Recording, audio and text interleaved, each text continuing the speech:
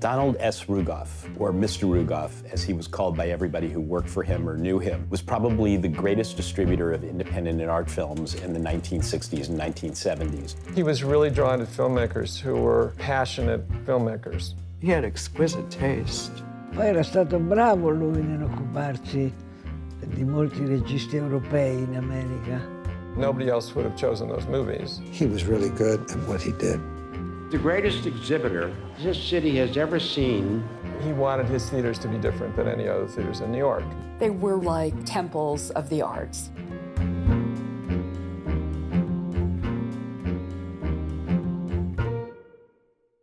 My first job in the film business was working for Rugoff.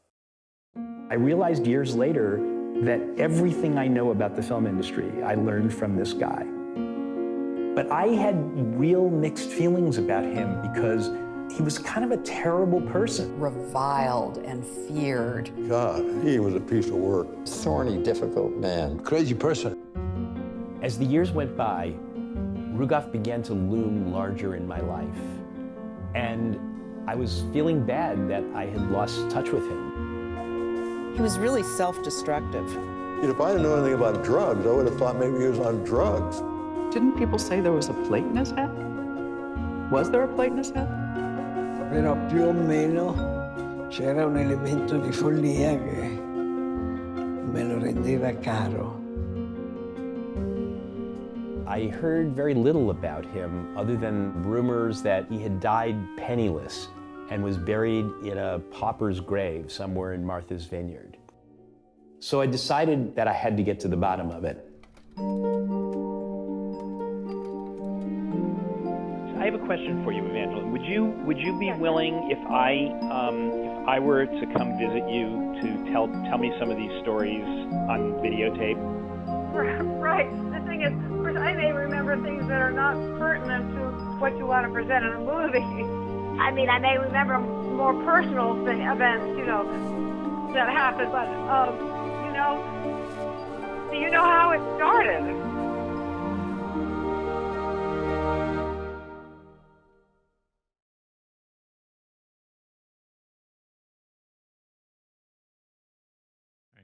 Well, thanks again for making this happen so quickly. I appreciate it, because I'm a little late to the table, but, the film is evergreen, right? The story is evergreen. It appears that way. When did you first put the documentary out in the world? Where did it premiere again? It premiered in November of 2019. Oh my God!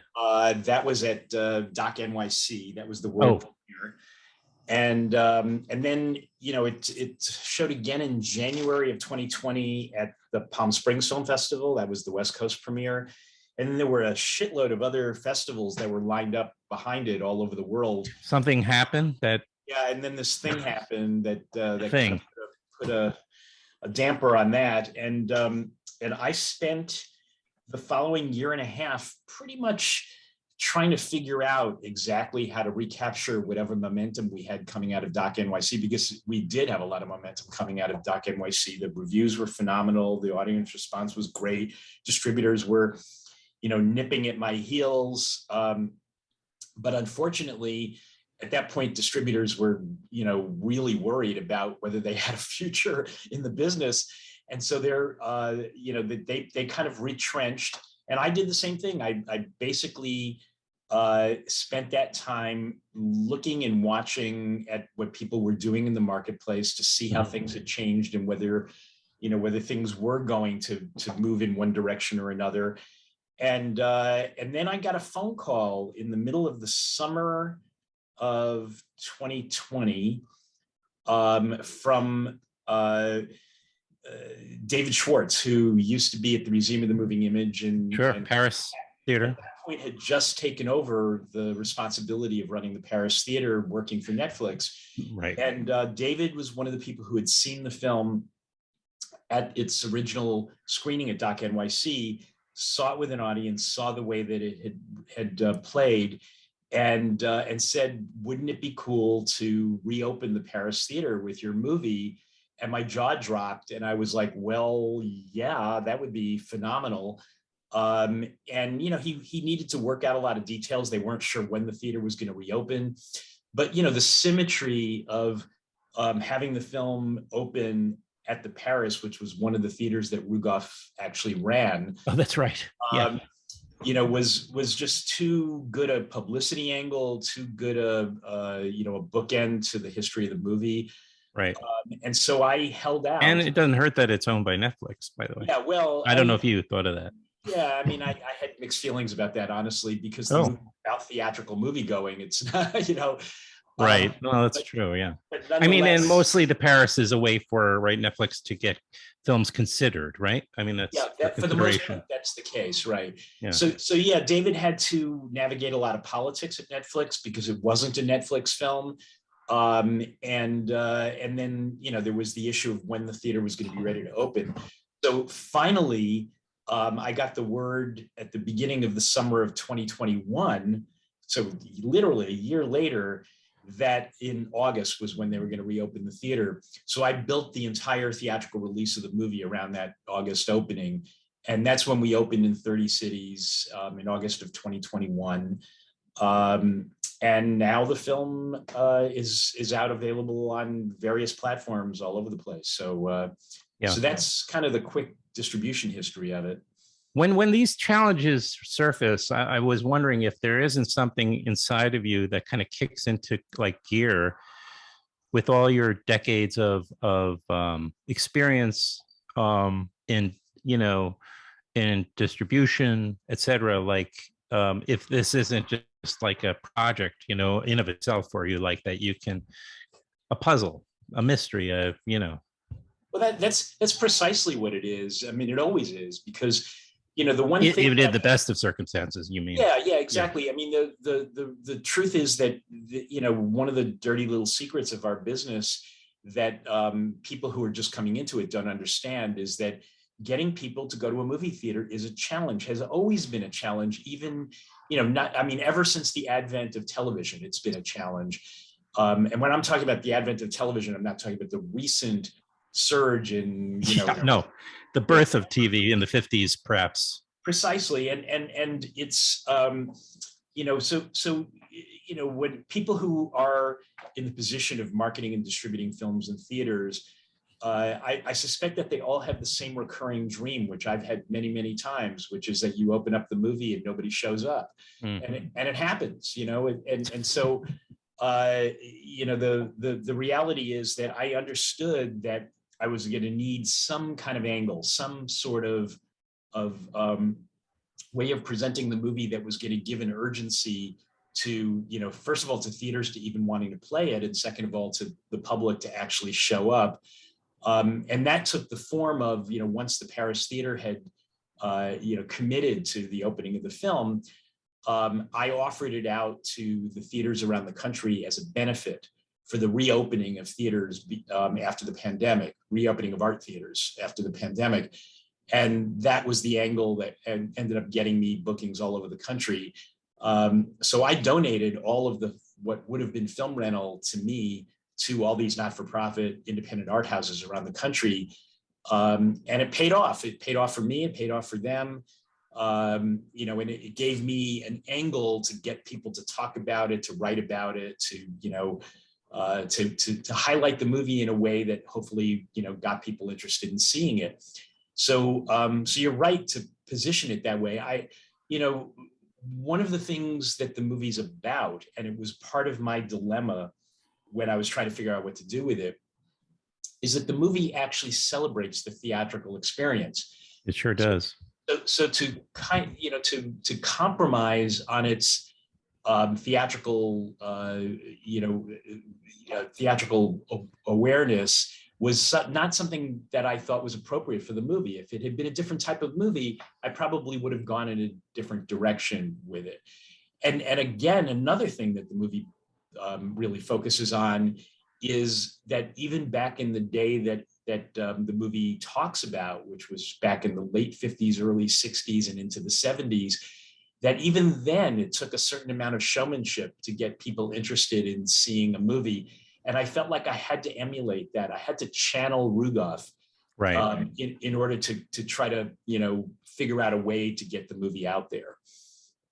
I mean, I love the sort of irony that here it is, the film kind of starts with your own personal experiences, how you met the man, you worked for him, your first, sounds like maybe, if not your first job, right? It really early on. It was my first job out of college. It was amazing. So you end up working for this distributor, Donald Rugoff, who, has the theaters in Manhattan. Was Cinema 1 and 2? Was that where you were? Those are two of the theaters. Yeah, that he had 12 theaters in Manhattan. Right. Oh, it's just, I mean, this is my childhood too. Like, just going to these theaters into my young adulthood. But and here you're 3 years working for him, with all the pain, I'm sure, and the challenges that came along with that. But here you are, you undeniably learned so much, as you admit to, that from him, and here you are 40 years later. What's the number? About 40 years later, and you're actually still applying the lessons you learned from Donald Rugoff, putting out a film about Donald Rugoff. Yeah, I mean, it's there's certainly a certain symmetry to that. Yeah. But I have to say that, the fundamentals of what I learned from him are the most important aspect of it, because the business has changed dramatically since then. And so obviously I'm bringing a lot of my own experience to the table. Another truism about people who work in marketing and distribution of movies is that as the environment and the atmosphere around it changes, and and the fundamentals do change in certain respects, that we build up walls around ourselves because of our disappointments, because it's almost a given that you're going to end up distributing movies that are not going to work. And you go, oh my God, I'm not going to fall in that trap again. Oh, I'm not going to release that kind of movie again. I'm not going to do that again. So it's actually really hard to continue to have any sort of optimism in a business that has so many disappointments that come along with it.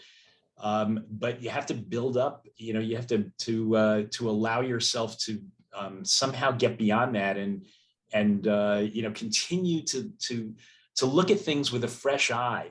I used to say to students in my classes that, to some extent, as much as I could teach them those fundamentals about the way that the business works, that they had an advantage over people who were more experienced, in that they were not going to look at films with jaded eyes that, it's like, oh, that never works.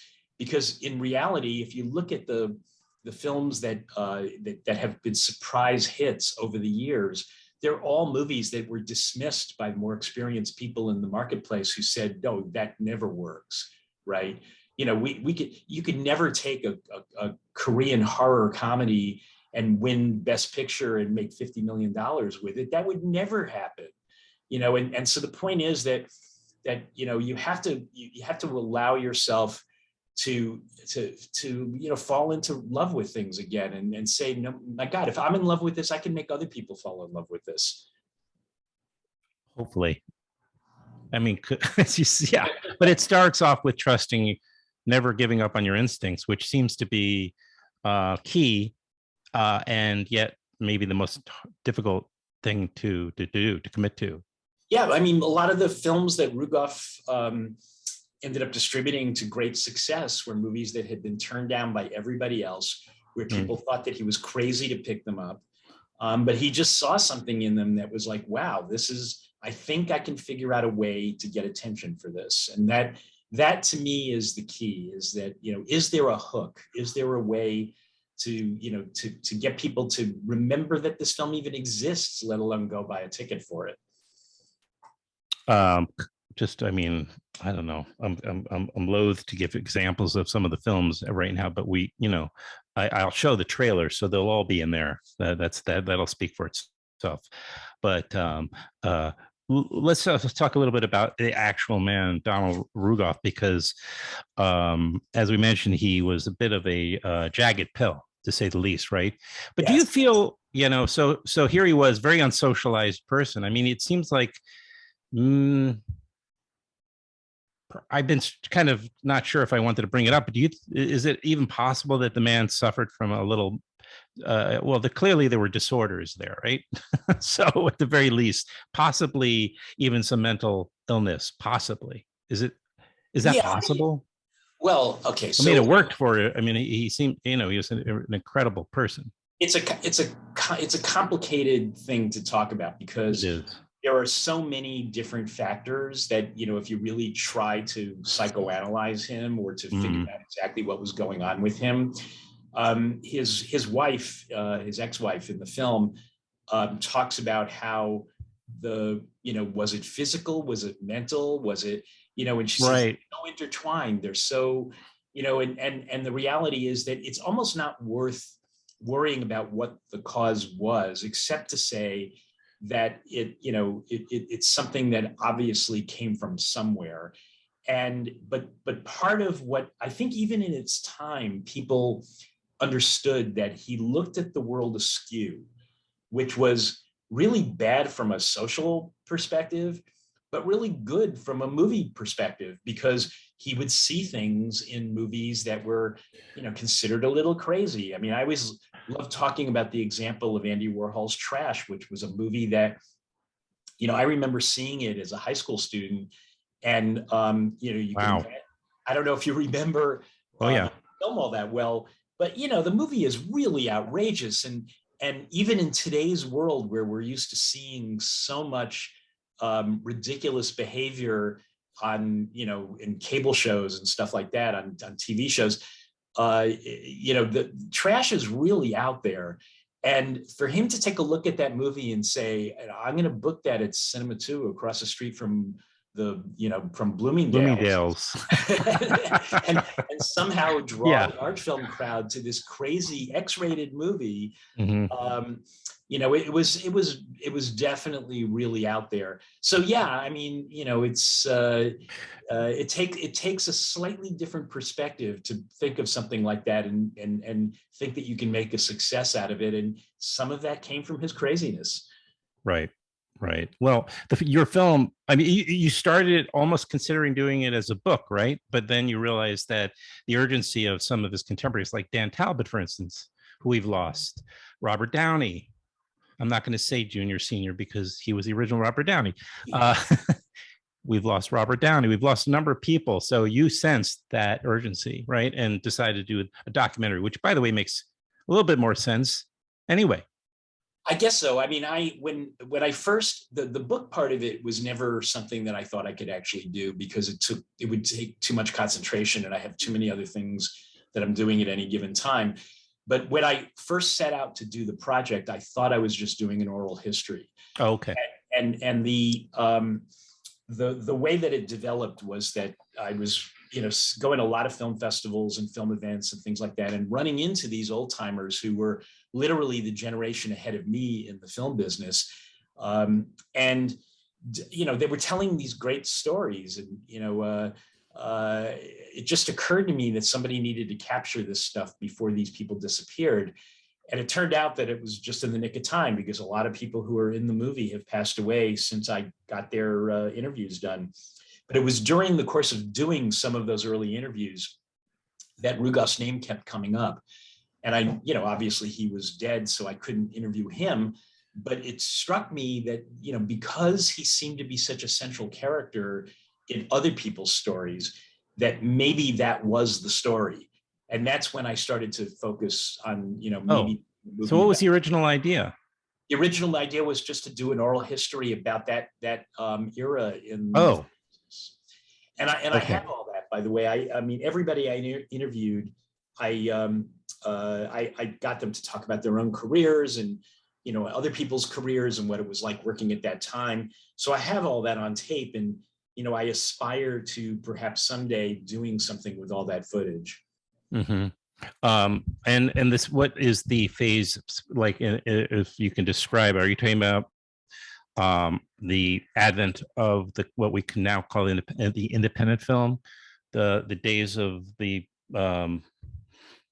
or distribution in the 60s and 70s. I mean, what? Well, yeah, I mean, before the term independent film, right, or American independent film specifically, had been coined, people used to refer to it as specialized film. Specialized film meaning that it was non-mainstream, not distributed by Hollywood, studios, and these films were pretty rare.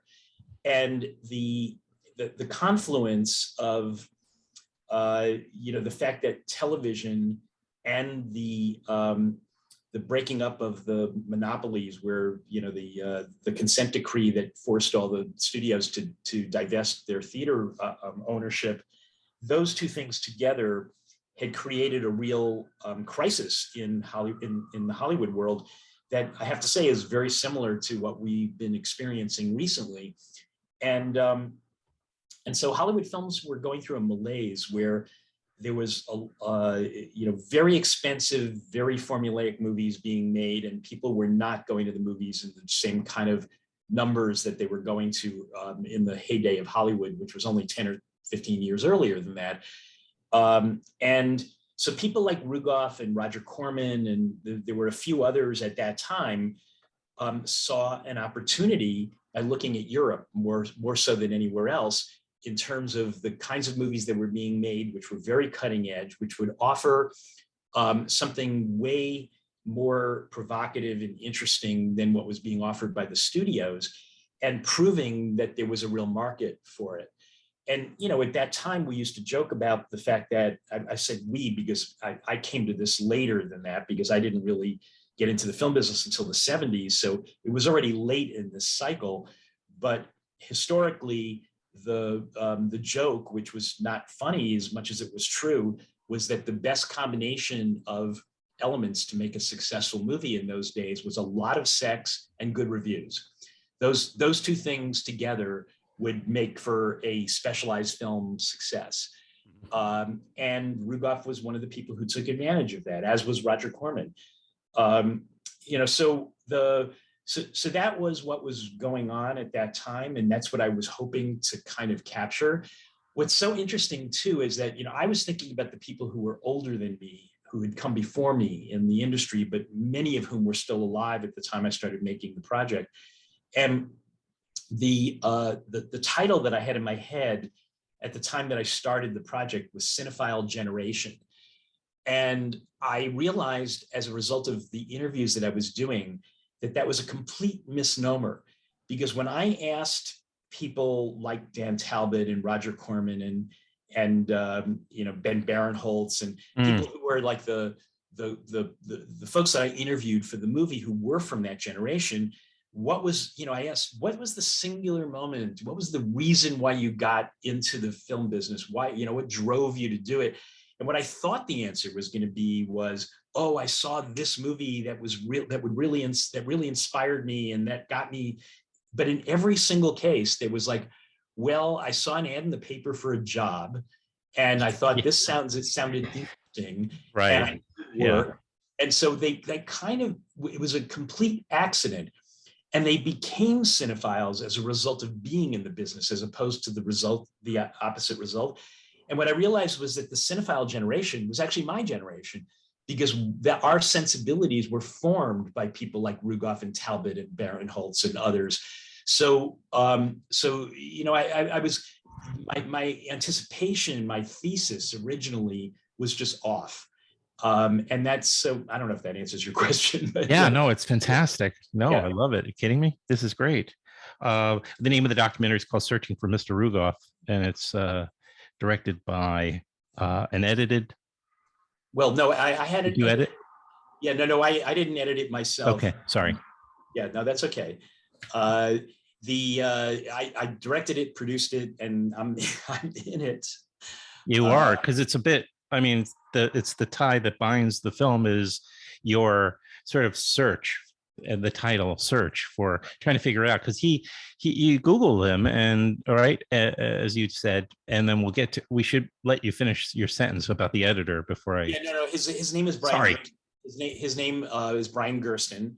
He's Oh, he Brian. was a young editor who I met through Kartemquin Films in Chicago, which is a very well-known Oh, documentary yeah, company. He had interned there and when I met him, he had Gordon. just graduated from film school, and he had never edited a feature film before. So I was very, very lucky. He was an incredible collaborator, really helped me both from the perspective of the technical stuff, which I never would have been able to do otherwise, but also having a younger perspective, which really helped me to make the film, I think, more accessible than it would have been otherwise.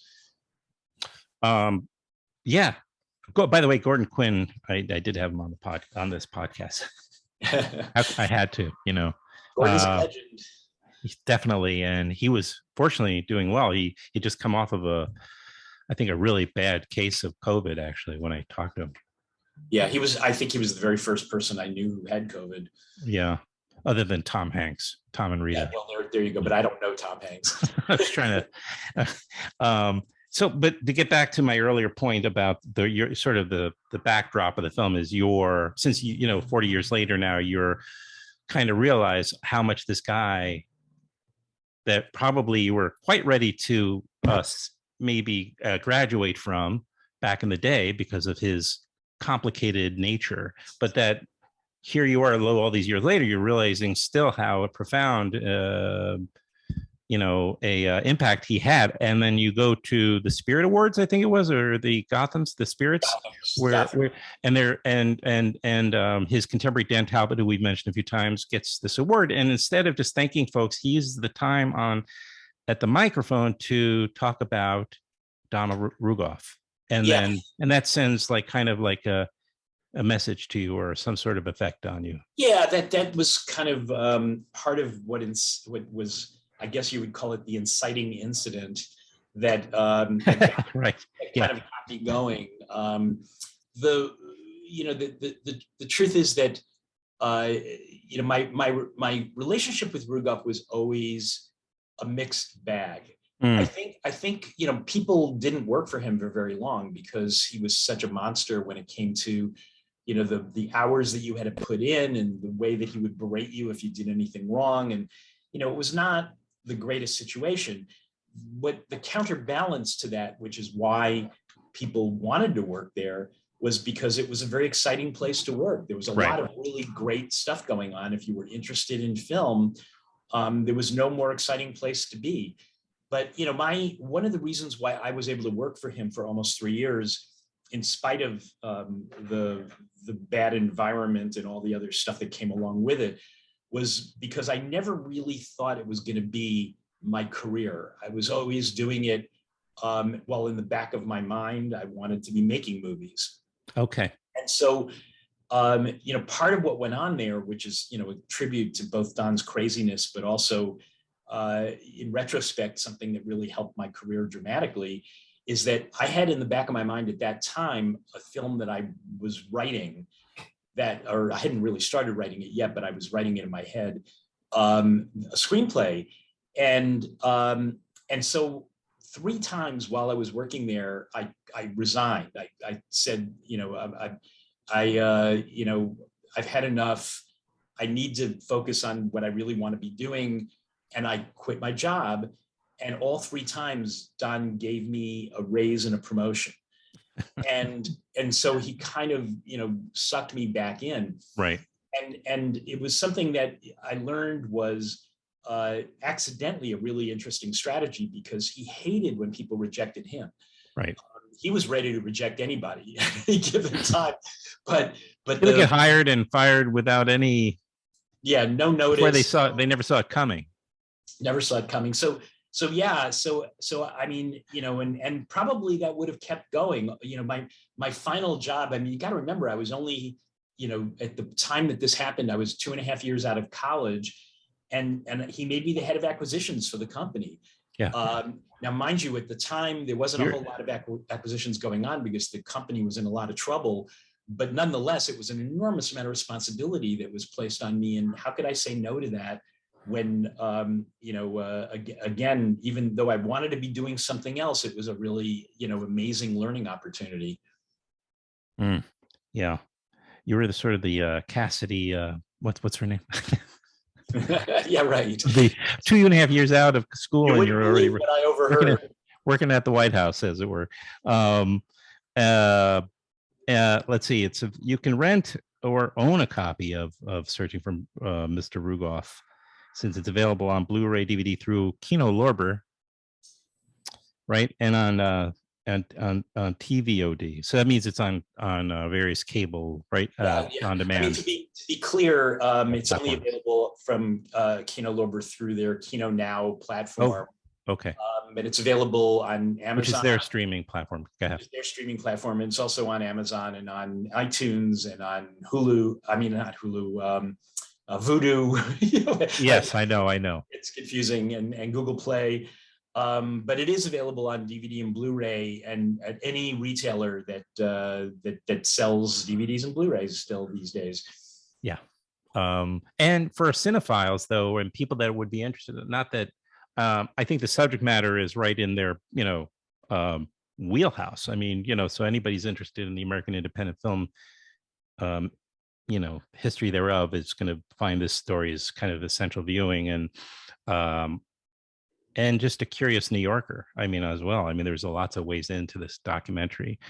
And we watch, as I keep trying to kind of describe your way into the story, is kind of figuring out where did things fall apart for this guy. And so you make a journey to where he spent the last, I believe, chapters of his life, right, on Martha's Vineyard, which had to be very difficult for you. But it was winter, so it wasn't like you were in the ocean every day sunbathing and whatnot. You were actually working and trying to solve this mystery of what happened to this guy.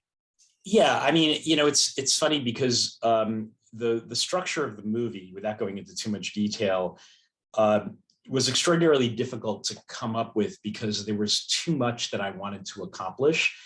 And when I was introducing the movie at the initial film festivals where it launched, I found myself saying that, for some people, this is going to be a kind of nostalgia trip. Mm-hmm. For other people, it might be a history lesson.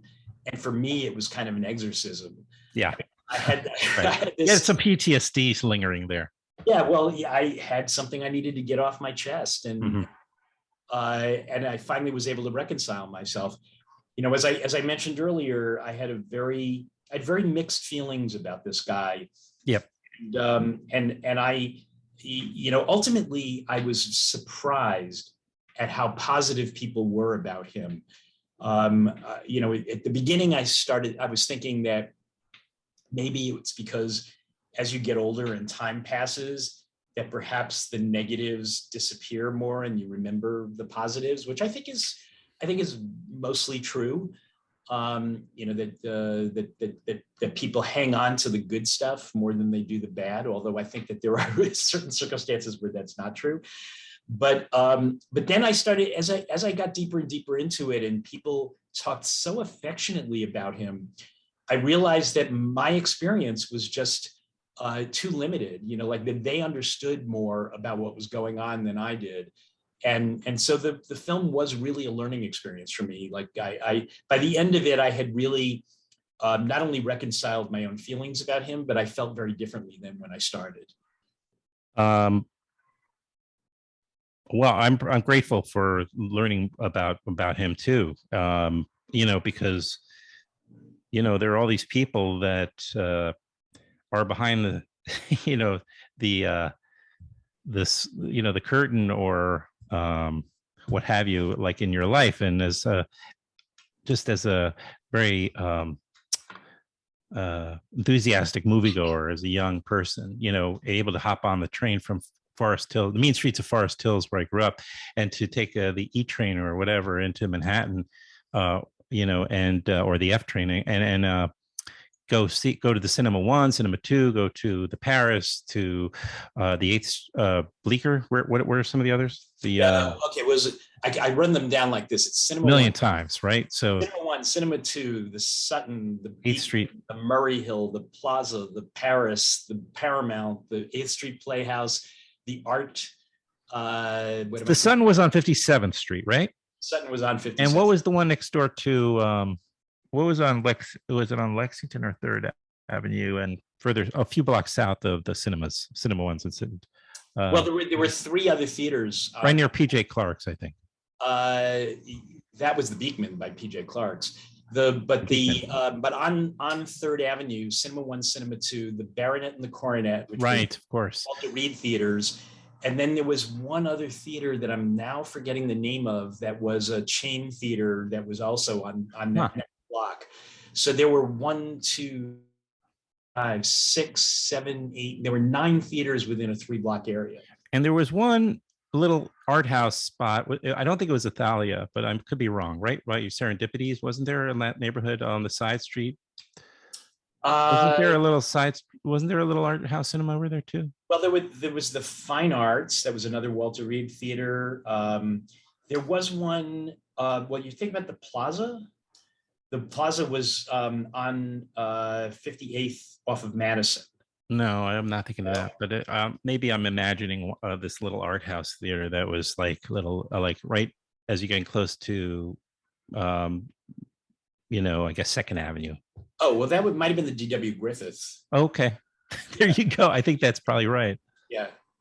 But you're right. It was just like a remarkable time. People who live in New York now would never know that that area used to be the center of movie going in the world. I mean, literally, other than Paris, right? I can't think of any other place in the world that had such a concentration of right. Wow. Yeah. Oh well. But we have to look forward, right, Ira? Not backward. Yeah. Well, that's our job. But I do think that looking backwards has a lot of lessons that we can learn. And one of the things that I'm hoping is that people who are in the business now, that maybe seeing this movie would inspire them to be a little bit more creative. I feel like a lot of smaller distributors have admitted defeat, that they're not thinking the way that they used to, where they, the theatrical releases are really, they're the absolute minimum in order for them to get their New York Times review and to say to people that it was a theatrical release, when in fact they really put very little effort and no money into it whatsoever, almost guaranteeing that nobody's going to see it in a theater. And I feel like, pre-pandemic and hopefully, going forward, there's signs already that perhaps we're over the hump now.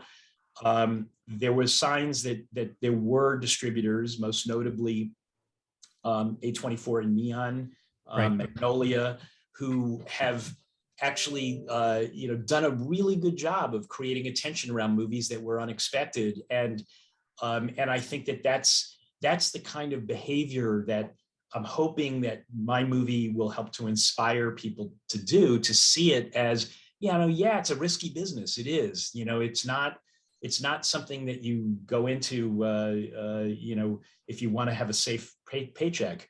Right. There's no hard and fast formula for a successful. No, right? no. Anytime anybody tries to put a formula on it, that it just doesn't work. Every movie is unique, and it has to be seen that way. And that's probably what Rugoff had figured out on some level, anyway. That's exactly right. Yeah. Ira Deutchman, thank you very much, director producer of Searching for Mr. Rugoff. Thanks for coming back on and doing this. It was great to see you. You're welcome. Well, take care of yourself. You too. We'll do it again some point soon, I hope. Okay. Take care. Bye-bye. All right. Have a good day.